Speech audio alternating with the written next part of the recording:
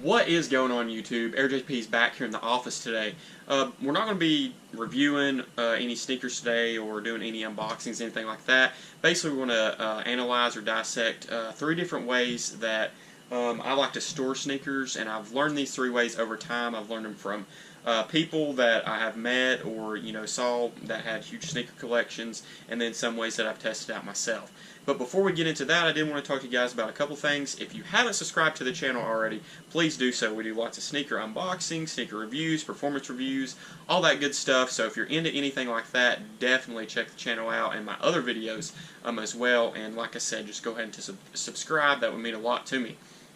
I also wanted to share with you guys 3 pickups that I have gotten, but I actually haven't received them in the mail yet. But when I do, I will be doing reviews and unboxings on those sneakers for you guys. First one is the Yeezy 500 Supermoon Yellows. The second, I got a pair of the Avenger Hulk collection from Vans, and it's one of the pairs that came in that collection. And then I also got the Jordan 14 Last Shots that actually released tomorrow, but Foot Locker did an early release last night on their website, and if you were able to purchase them before they sold out, then obviously you could get a pair early, but they obviously are in the mail, so I haven't received any of these 3 pair of sneakers yet. But as soon as I do, I will definitely post a video on each one for you guys. So there's definitely stuff to be on the lookout for. So that's why I'm saying go ahead and subscribe to the channel, and you can hit that bell icon to know every time I upload a video. But thanks guys for watching the video today. I really do appreciate it. And let's go ahead and check out these 3 different ways that I personally think are the best, or the ways that I like to store my sneakers. Okay, guys, so the first way that I want to go over with you, the way that I've stored sneakers in the past, is basically the way that I actually originally started storing my sneakers when I went just, from taking them out of the shoe boxes originally. So these are Sterilite brand containers. I got these at Walmart, and I want to say they were like $4 a piece. That's the container and the lid, but they snap off on each side. Obviously, take your lid off.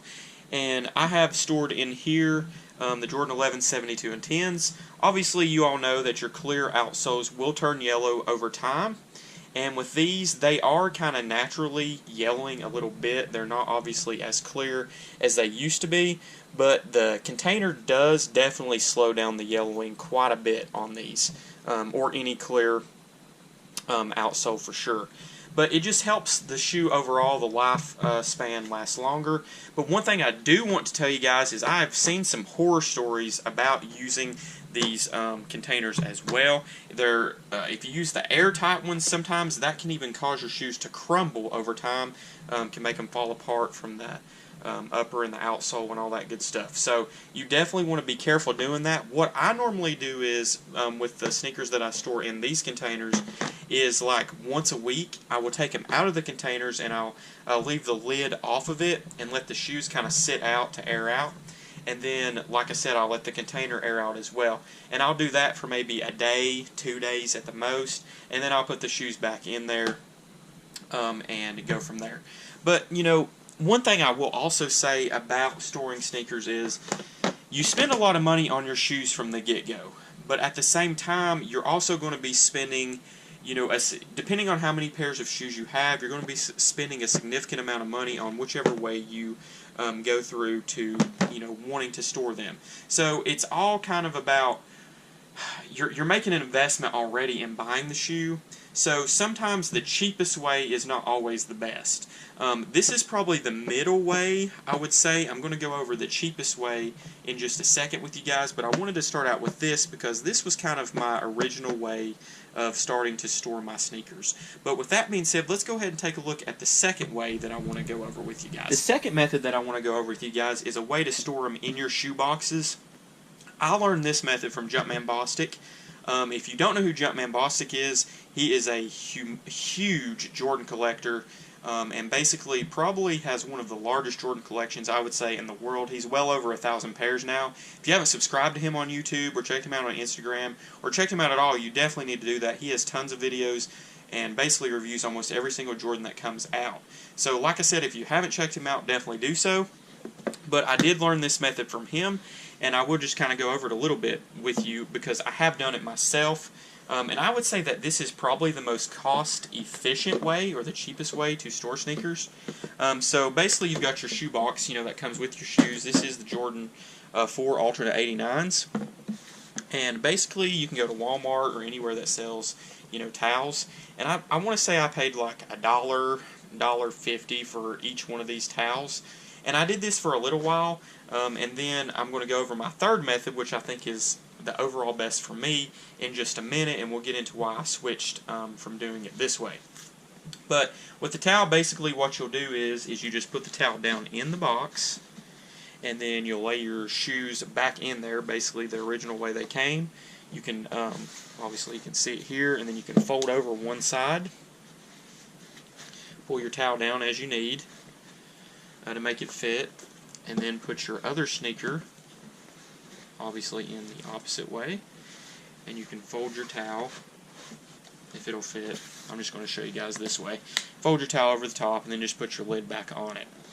So this, like I said, is probably overall the most cost-efficient way, but if you don't know or are wondering why in the world would you use the towel and not just put the sneakers in the shoebox, a lot of times, guys, which obviously you can say, well, you could just take the paper out.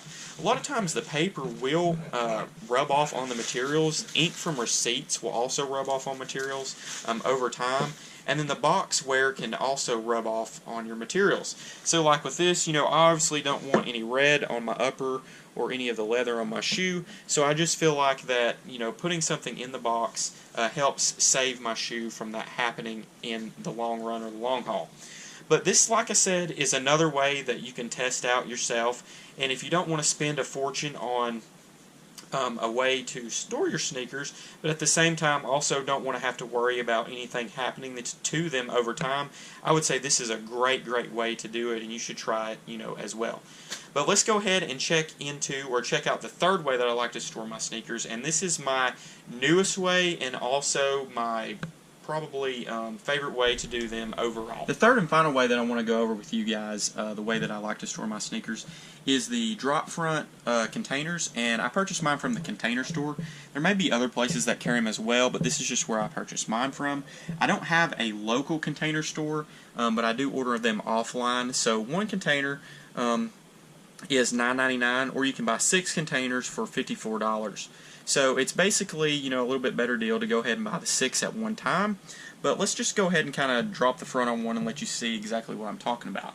So we'll take a look at these Camo 5s here. So obviously the lid drops in the front, and then your shoes are stored in there sideways.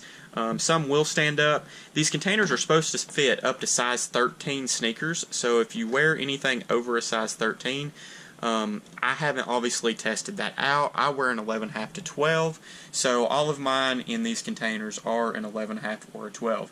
But like down here, for example, you've got the KD7 Ant Pearls, and they are able to stand up straight in the box itself.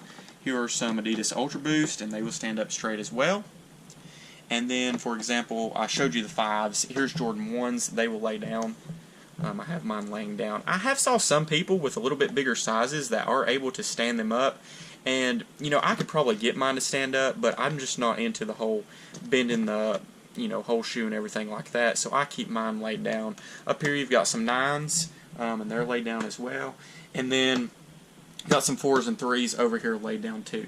I'm still kind of in the process of transitioning to all drop front containers, and as I said, you're looking at $54 for 6 of them.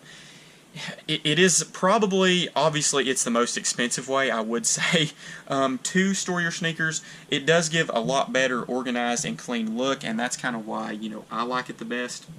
But it does take some time to purchase as many as you need to store all your sneakers, unless you do it along the way as a collector. So me, if I had known about these when I started collecting shoes, it would have been a whole lot easier to buy them, as I went along the way. But when you're going back and buying for tons of shoes, you're only purchasing so many at a time. And then on top of that, you've also got sneakers coming out that you want to purchase. So, that's $54 that you can use to pay towards a pair of sneakers instead of buying containers for them.